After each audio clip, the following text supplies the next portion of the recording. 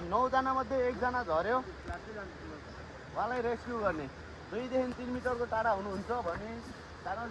rescue हुन्छ pedal दिँदाखेरि चाहिँ हामीले ब्लेडको भाग नदिने बुझ्नुभयो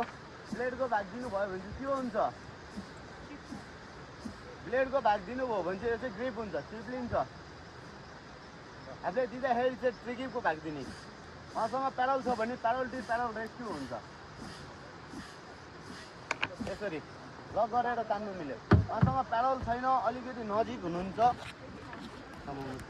समाउने यसरी समाउँदा लक हुन्छ मानौ उहाँ झर्नु भयो उहाँलाई बोटमा ल्याउने कसरी ल्याउने ल हेर्नुहोस् है अगाडि तल बस्नु लगाउनु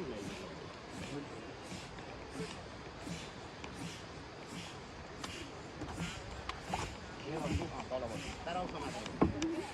पहिला आफ्नो प्याडल लक गर्ने यसरी उहाँसँग प्याडल छ भने उहाँको प्याडल लिनुहोस् र लक गर्ने अनि उहाँलाई माथि बोटमा तान्ने तान्दाखेरि चाहिँ के गर्ने त हातमा समातेर तान्ने हो उहाँ त पानीमा हुनुहुन्छ हाततिर पहिला हात दिन्छ हात दियो भन्दामा हामीले हातमा समातेर नतान्ने किनकि पानी चिसो छ भिजिरहेको हुन्छ हातमा समातेर तान्नुभयो भने चाहिँ हात चाहिँ डिस्लोकेट हुनसक्छ त्यसैले तान्दाखेरि दुईपट्टि ज्याकेटको सोल्डरमा समाएर तान्ने पहिला आफू सेफ हुने र उहाँलाई सेफ गर्ने बस्दाखेरि यसरी बस्ने र तान्दाखेरि दुईपट्टि ज्याकेटको सोल्डरमा समाउने काउन्ट गर्ने 1 2 3 अप 3 भन्दा माथि जाने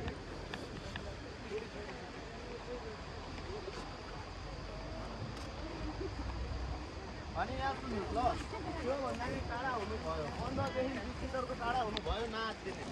अघि मैले भनेको छु व्हाइट वाटर